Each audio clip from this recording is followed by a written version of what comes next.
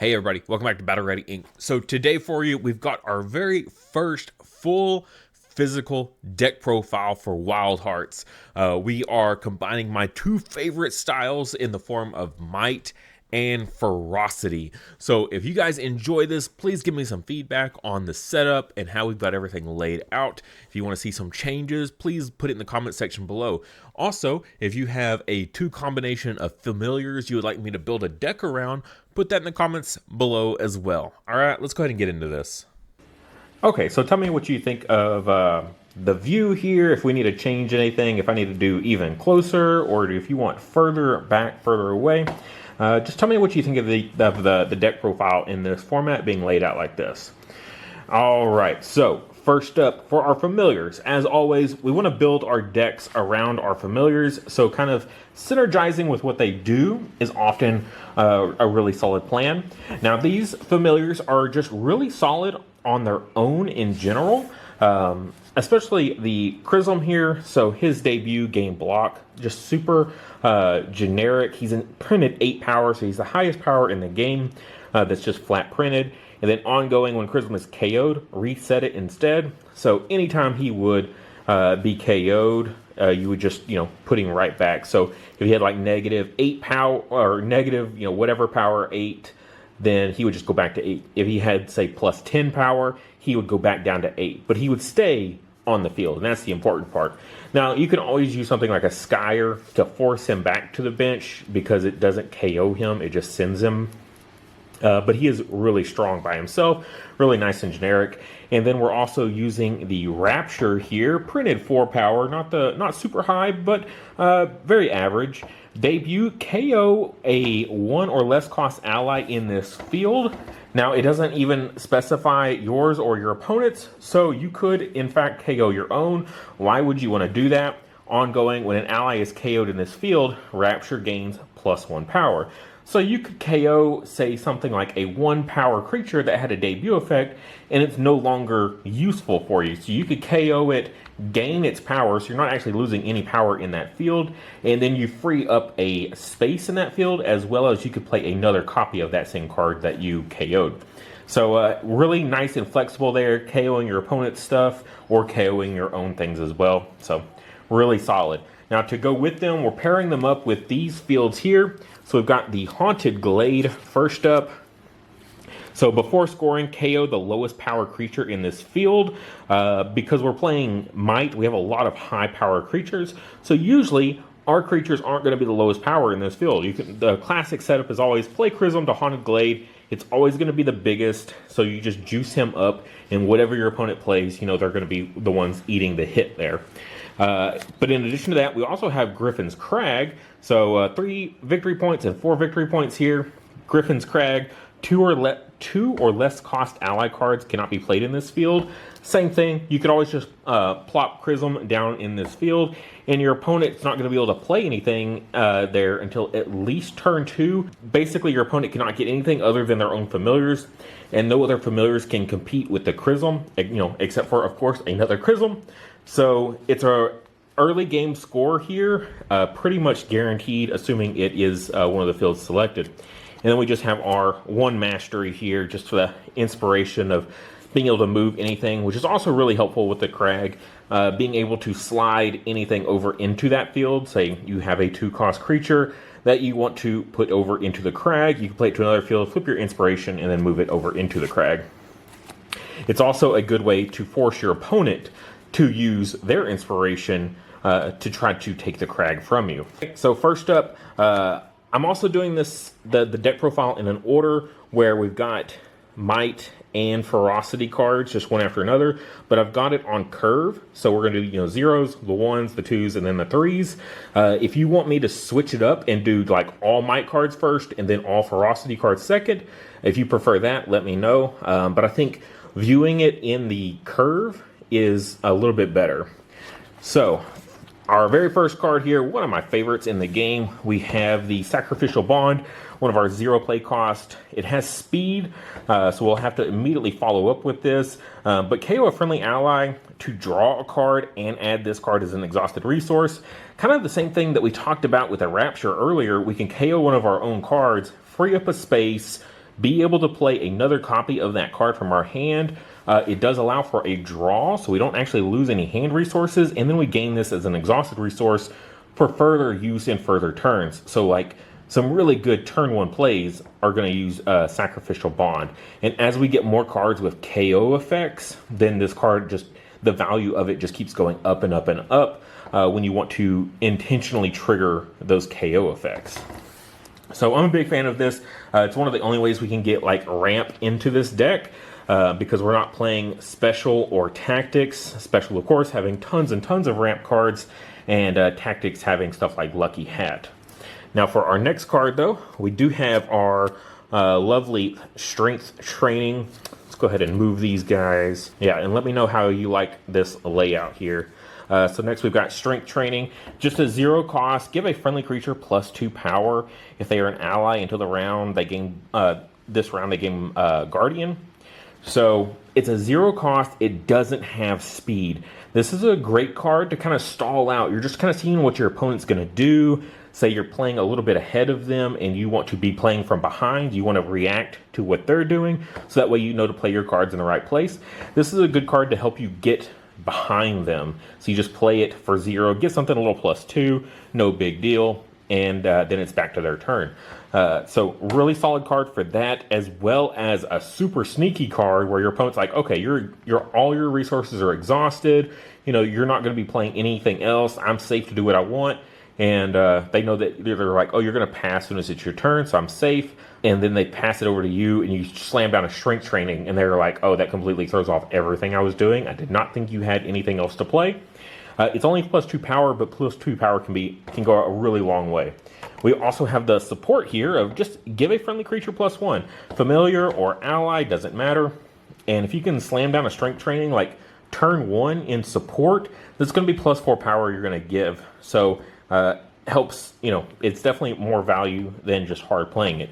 Now, if it's, you know, turn 3 and beyond, you probably don't want to source this in support because you're not going to be able to get as much value out of it than as if you were to just play it. And next up, we have our Sylph Amulet here. That's our first 1 cost. That's it for our 0s. Now we have our 1 cost Sylph Amulet. If a friendly ally has been KO'd this round, play them from your discard and give them block. This is really great to pair with something like a Terra Chick that's just a 1 play cost, but it also has Guardian. So playing out something with Guardian and giving it block immediately. So your opponent has to spend twice the resources or just, you know, cards in general to be able to remove it from being, you know, protecting whatever it is it actually is protecting in that field. And then they also have to play something to deal with the thing that they were trying to get to. So block on a Guardian creature is super powerful just in general. In addition to that, you can also, you know, of course, re-trigger some debut effects that might be really powerful to be able to play again. Like, it's a super flexible card, which I really, really enjoy. Just kind of keeping one of these in hand for those situations that, you know, could really throw your opponent for a loop that they just were not expecting. And then the support, you may move a friendly creature to an adjacent field. Again, this synergizes a ton with our Griffin's Crag, that normally we can't play a lot of cards into this field. So being able to Sylph Amulet and slide something over any creature, doesn't matter if it's familiar or ally, really good synergy with the Crag here. So of course we're going to include it in the deck as well. Next up, we have another 1 cost. I know, not 1 ally yet, pretty crazy. But usually a lot of our lower end cards aren't going to be allies. But we have our Fury Potion, and I really enjoy this card. I love this artwork from Foundations. 1 cost, give an ally +5 power. After scoring, KO that ally, then discard a random card from your hand and draw a card. That the discard could hurt you, but it at least replaces it with something else, which also could be beneficial. Say your hand is kind of dead, and you're like, okay, I need to draw into something, and then you can, of course, use a Fury Potion to do that. And once again, we've got really good synergy with our Rapture here, so that ongoing, when an ally is KO'd in this field, Rapture gains +1, so even if it's your own, you know, at the end of the round, after scoring, it's going to pop, the Fury Potion is going to pop whatever it is, and just like we were saying with the Sacrificial Bond, this can be really good for KOing your own stuff with KO effects in the future. So I think this card will just get better and better as more KO effects are introduced. And I really like this card for also being able to clear my own bodies off field. You know, they've served their purpose. I need that space. I need to be able to play another copy of them. So Fury Potion on them is really nice. The support is kind of similar in that same boat. You may KO a friendly ally to give a friendly familiar +2 power. So it's kind of the same thoughts on that as well. KOing one of your own creatures to then be able to play another copy of it and so on. Especially if it's like a 1-power creature, because then you're going to get really good value out of that. KOing a 1-cost to give 2 power to a familiar is just really solid in general. So again, really nice for the deck. A lot of synergy going on. So we like that a lot. Next up, we have our Terra Chick here. This is the Foundation art and then the starter deck art here. This is what I was talking about earlier. Really good card to potentially Sylph Amulet, especially if they've already played something to KO it one time, and then you bring it back and give it block, because it has Guardian, and then debut, give another friendly creature block. Can be an ally or a familiar there, so again, nice flexible card. Sylph Amuleting a Terra Chick back is just such a nuisance for the opponent, because they already just pulled it off the field that turn, and then you bring it back and now it has block, and it gave something else block, and it has Guardian, so now it's even harder to remove to get to whatever you were trying to get to. So yeah, love Terra Chick. Really solid card for us. And especially if you have noticed, we have a lot of like cards that power up creatures, and we want to protect those creatures at least until the end of the round, until after scoring. So having a Guardian on a 1-cost creature, just really nice in general. And here's our Ignition. This is the Foundation's alternate art, which this is one of our primary targets. This is what we want to sack bond. This is what we want a Fury Potion. This is it right here, our primary one, because all it has is debut, give friendly familiars +1 power. So both of our familiars are going to get powered up off this guy. He's just a 1/2, so easy target to KO, like our Fury Potion, playing it, or even using the support on it. Sacrificial Bond. You know, there's plenty of things.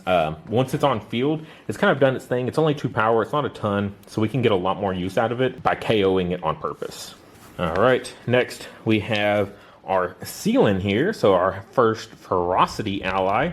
This is just one of those nice generics. We're looking for 1-cost allies here, and we kind of need some that are a little bit more generic, because some of the 1-costs we have for Ferocity and for Might can be a little bit more build specific, and this build is a little bit more generic. It's just about boosting up our creatures, either our allies or our familiars. So this is kind of a flex spot. Again, it's another good target for Sacrificial Bond or Fury Potion. Debut, move an ally to this field and reveal the top card of your deck. If the revealed card matches the style of that ally, gain 1 VP. So use it on your own creatures to move them over to a field, that maybe move them out of an inactive field to an active field. And then you have a potential of triggering that VP. It's also good to use on your opponent's allies, because it's not specific to friendly only. So you could maybe move a very powerful, juiced up ally card of your opponent's and move them from an active field to an inactive field.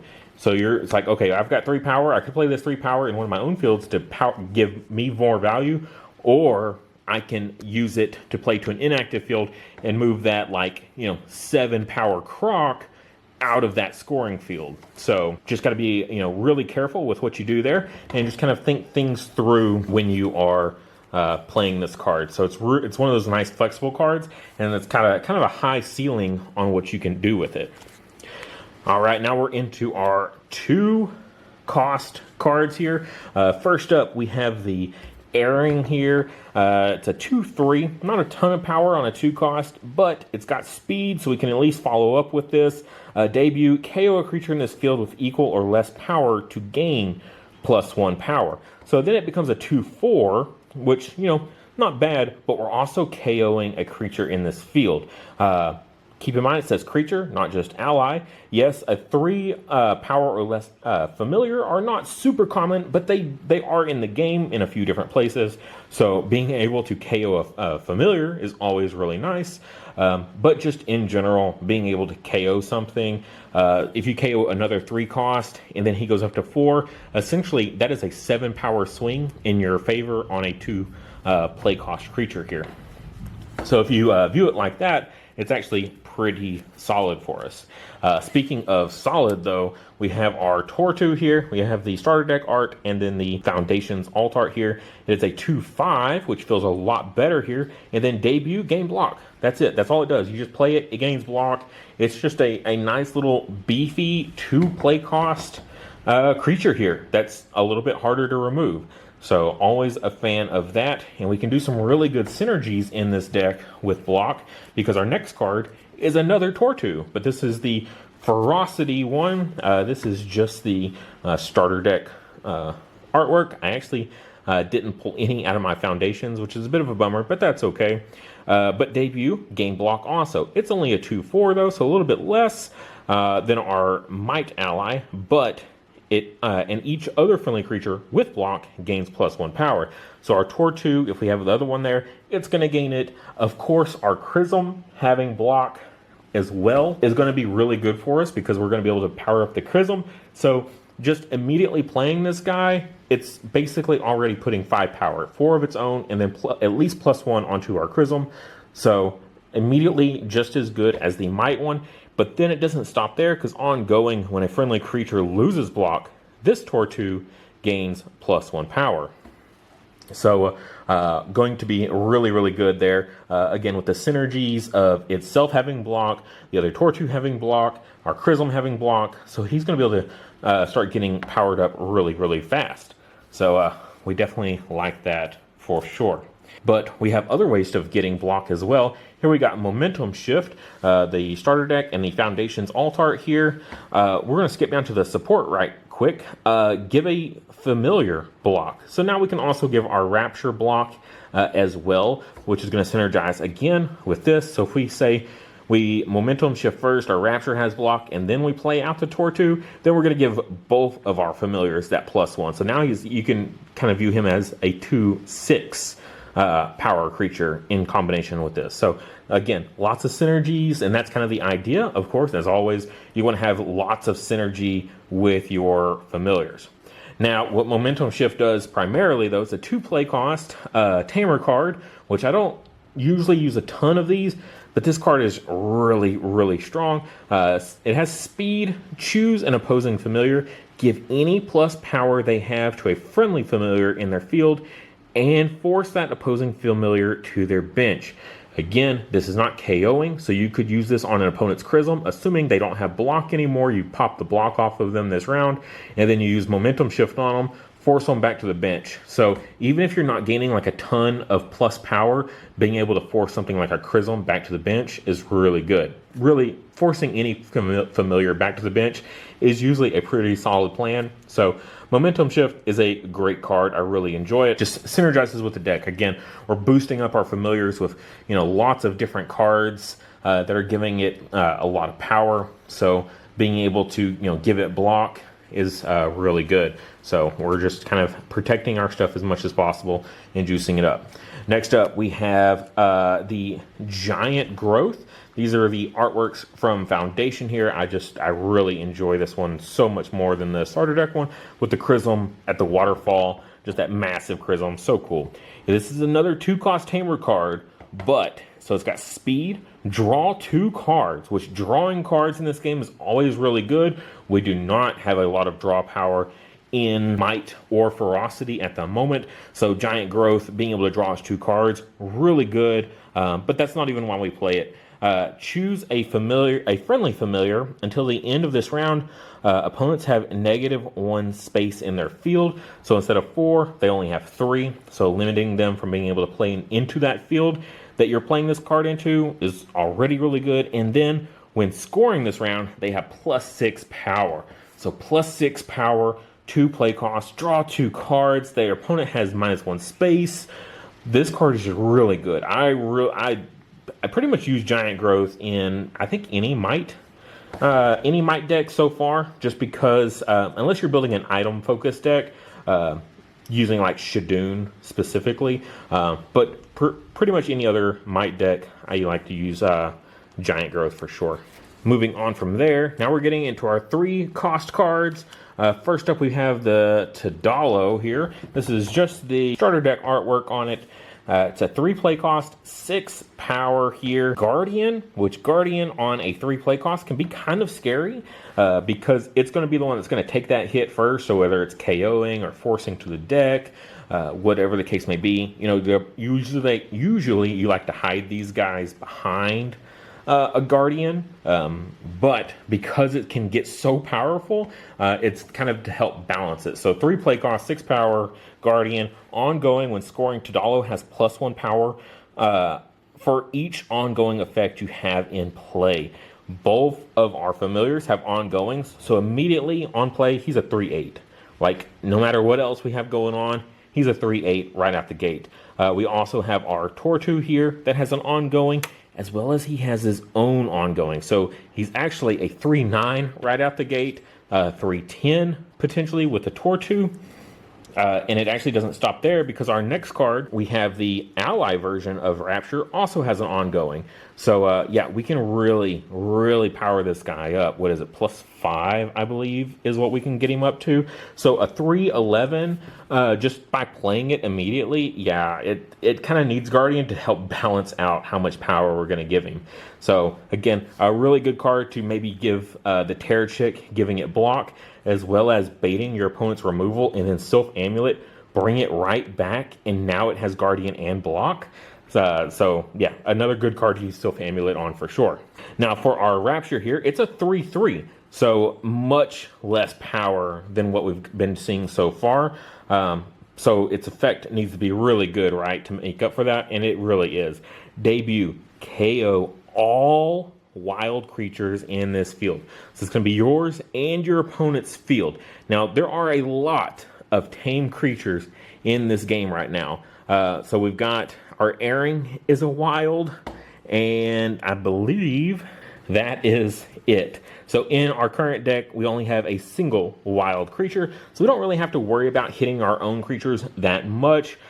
Pretty easy to kind of avoid them. Since you only ever have one Airing in play at a time because of the unique rule, you'll have at least 2 other fields that you can always be able to play Rapture in without worrying about your Airing.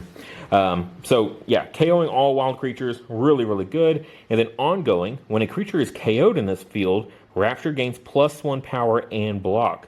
So if you play it and you KO 3 creatures, he gets +3 power and then block. So 3/6, and then he's now blocking. And then you can trigger this every single time. So actually teaming up the Rapture ally with the Rapture familiar, because you just keep playing this one out, popping stuff of your opponents, and then you're going to keep powering both of them up at the same time and keep giving him block. So every time your opponent tries to clear that block off of him, you know, you're like, okay, I'm just going to deploy out my Rapture now, my familiar version, and give it block and +1 power again. And so that's going to be it for the main cards. Now, this is going to be where we actually get to our first 1-ofs in the deck. You notice we've been playing 2-ofs of everything, because 2-of, of course, is the limit. So now we're getting into the 1-ofs. And that's because these 1-ofs kind of take time to set up a little bit, or they're kind of, in the case of one of these cards, it's like an emergency press kind of thing. So first up, we have Unity Tactics. It's a 3 cost tamer card. Each friendly ally gains +2 power and block. So if you have a big field, you know, 3 fields full of creatures here, this is a massive, massive swing in your favor. And then if you have 6 or more creatures with block, gain 2 VP. So of course, our Crysm already having block, so this card cannot give familiars block, but they can count towards the VP. So gaining 2 VP, the Crysm is going to count for one of yours. If you momentum shift and give the Rapture block, or you Terror Chick and give the Rapture block, that's going to be 2 of your 6. So you only need 4 other allies in play, which is going to be really easy, I think, to pull off. Again, it just takes a little bit. You know, you're probably not going to be playing this until the 3rd round at least, maybe even the 4th round before you can trigger this. So having multiple copies of a card, you will only ever probably play a single time. We only want to have 1 copy of it. So, and it's not even like our trump card. We don't need to see this to win. It's just like we're going to close the game out right here. If the situation is around and we're able to do it, yeah, giving 2 power to all of your allies, giving them block, so it's almost impossible to remove them all off the field at this point because there's so many of them with block, and getting 2 VP, just really going to set you up for the rest of the game after that. Now, for our emergency button, we've got the one Judge's Decree. I love including this here. Again, these are both from the starter decks. We've got, if you have initiative, give it to an opponent. Now, you don't need to give it to your opponent to be able to play this card. If they already have it, then that's fine.